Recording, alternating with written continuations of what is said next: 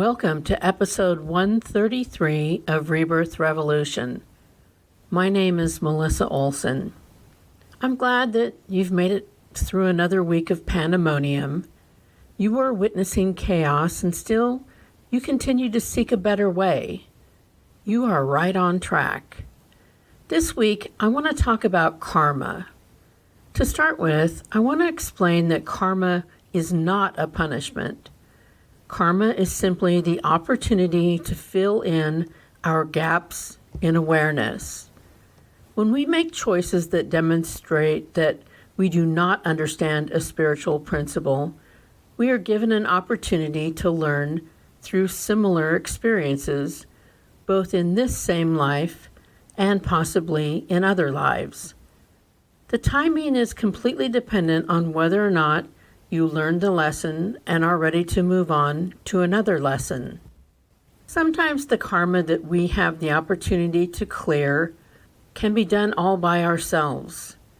Sometimes we bring in partners in a plan we devised before we came here. Those partners may be the ones that create a scenario that test your understanding of the lesson, or the ones that simply bring the gap into your awareness. When we are on the other side, we will look at the choices we made and we will decide which choices didn't live up to our best work. We then create the plan to remedy that situation in our next go-around. No one is punishing us. None of this is punitive. This is just how the system works. It is as simple as an action being followed by an equal and opposite reaction.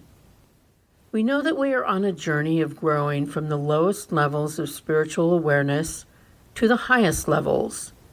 And to do that, we will have to make any number of unfortunate choices that will show us outcomes that were not what we were looking for.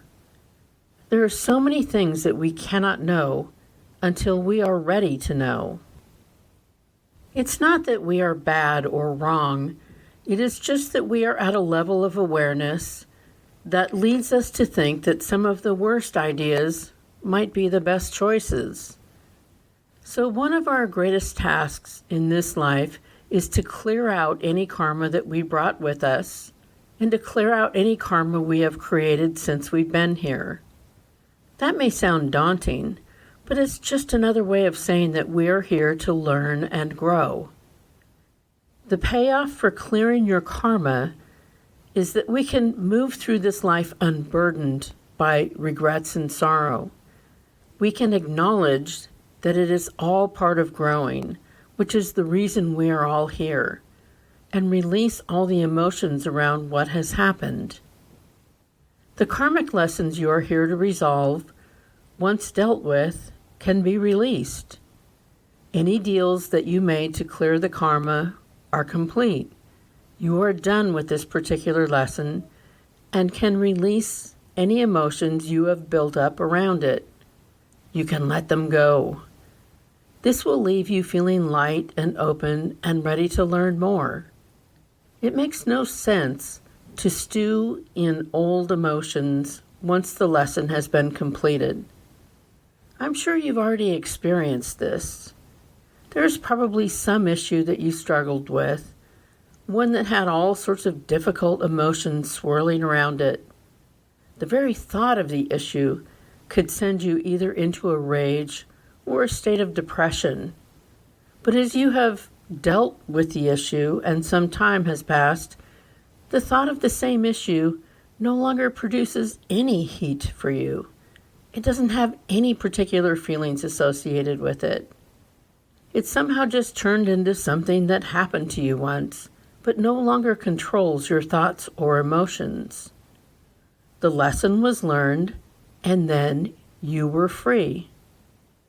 Sometimes you have learned the lesson that the karma contained, and sometimes you achieve the clarity required to realize that you were a partner to someone else's karma, but that karma was not actually yours to resolve. You were just there as a partner. You were just there to be involved in the introduction of the lesson, but it wasn't actually your karma to clear. In every dispute, we are each responsible for sorting out what is ours to deal with and what is not. And it is our responsibility to deal with that which belongs to us. If it is our lesson and we are prepared to learn it, then it is ours to work through.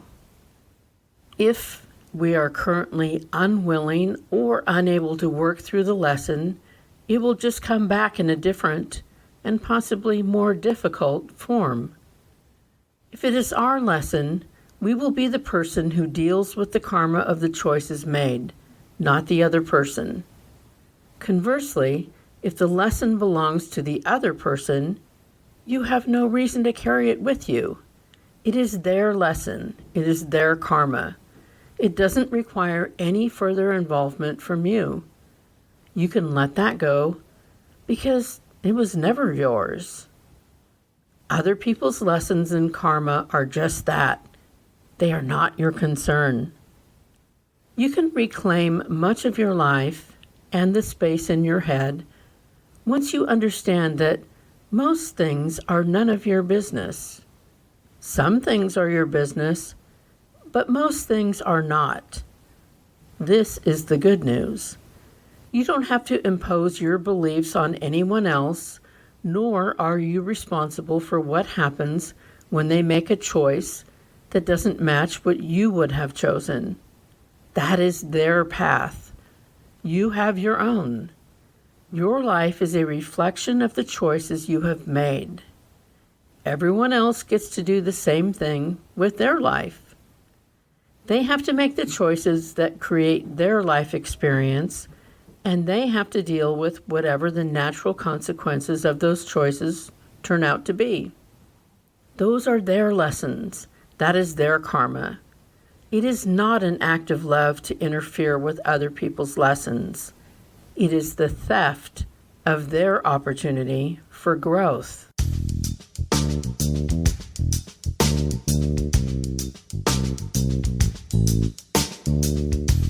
In the rebirth, we have the goal of becoming aware of what is ours and what belongs to others. With surgical precision, we will learn to carve out the part of the story that is ours to grow from, and we will allow the other party involved to be responsible for receiving the lessons and completing it. We can't fill the gaps in awareness of other people. They have to do that. We are not responsible for the growth of the others involved. We are always responsible for our own growth. Others are involved in our karma to the degree that they may either be a witting or unwitting participant in an educational opportunity presenting itself to us, but then they are out. It's not theirs to deal with. We waste so much time trying to convince ourselves that the role others played in any uncomfortable growth opportunity is of more importance or any importance, when the only important part is our opportunity for growth. Redirecting our energies to what role others played simply delays the dealing with and healing of the karma that was ours to deal with all along. This is often difficult to see in ourselves, but easy to see in others. When someone has an issue pointed out to them that might result in a greater awareness and subsequent growth, their first response is to blame the other person, try to point out all the ways the other person is worse, and do whatever it takes to take the spotlight off of them and put it onto others. This is simply an avoidance tactic. It is more constructive to just sit with whatever information, uncomfortable information, you have received and figure out how it applies to you and your own growth. Look within and let your focus remain there. The other or others involved are just playing the role of bringing something to light for you. They aren't really in it to the degree that you might hope. When you have demonstrated a lack of understanding, and an unwillingness to learn, you have ordered a lesson that will play out in your life. The lesson will show you exactly what you need to see. It will make you feel exactly what you need to feel. And once you learn it, you will know exactly what you need to know. The other or others involved are nothing more than the delivery system for what you needed. All lessons must be learned, no matter how many lifetimes that takes. There is no way to dodge the karma you create by your choices. Resistance will result in that same lesson taking different forms and being redelivered as many times as needed until you get it. You are in control of how long this drags out and how much pain you will have to endure until you get it. The lessons that pop up in your life are not punishments. They are just what you need right when you need them. The lessons may seem to be too difficult, but you wouldn't be getting the opportunity to learn the lesson if you hadn't already mastered the ones that preceded it. Tough lessons come for those who have already mastered the easy lessons. You have the tools. You have the capacity for growth. My money's on you.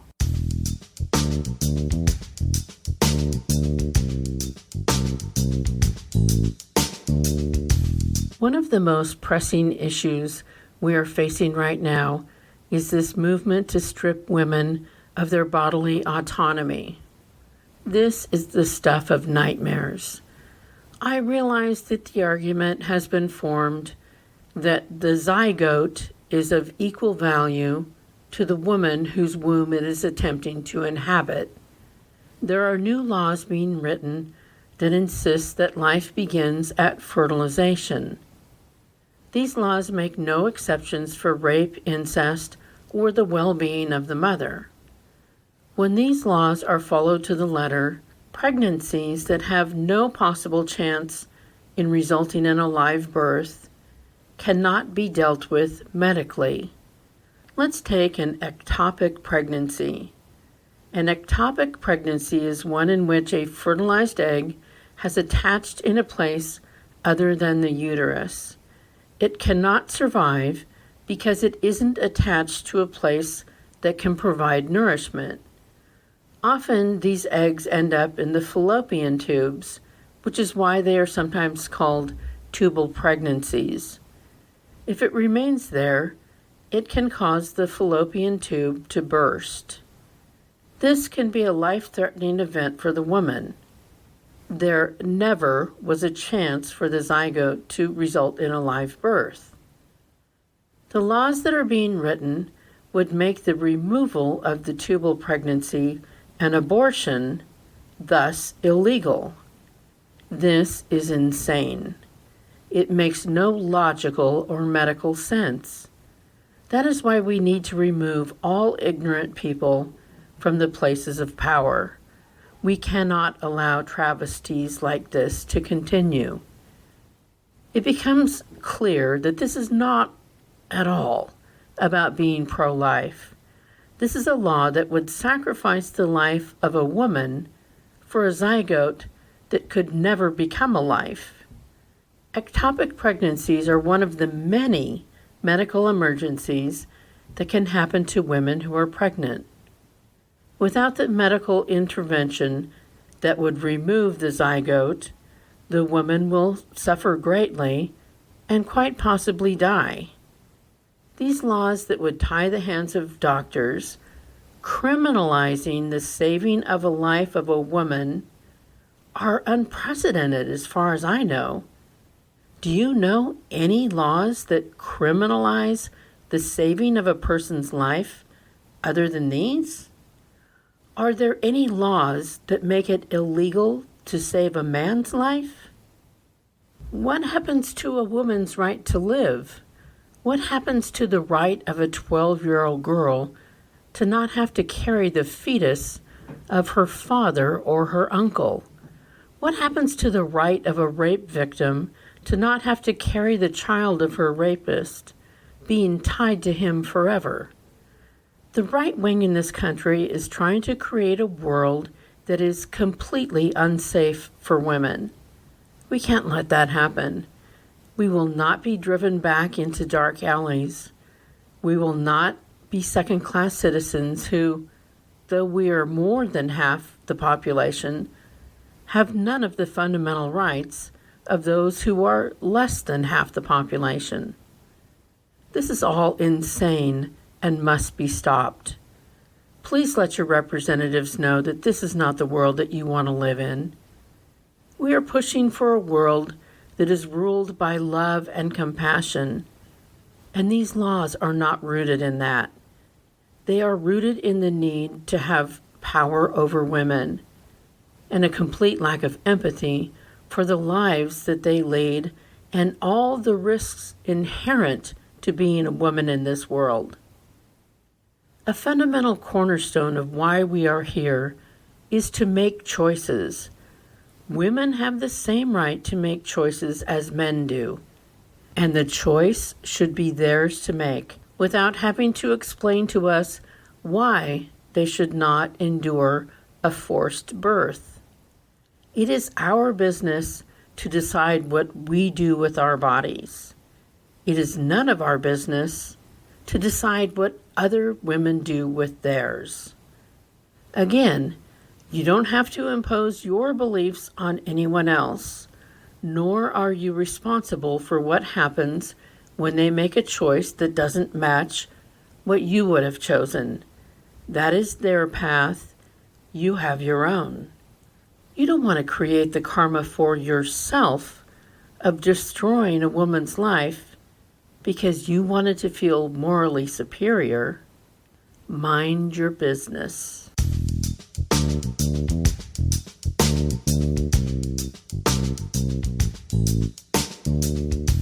Thanks for returning for another week of Rebirth Revolution. Please take good care of yourself in these difficult times. You can always let me know how you're doing by emailing me at rebirthrev@gmail.com. I'd love to hear from you. Rebirth Revolution can be found on all the podcast apps, the music apps, and full episodes play on our YouTube and Facebook pages. Please subscribe, download, and share whenever possible. Until next week, figure out what is yours to deal with. Let go of lessons that belong to someone else. Stick with your COVID precautions and support women. Remember, you are loved exactly as much as every other person on the planet, not 1 ounce more or 1 ounce less. Stay strong and safe, and do not let those who wish to control you have their way.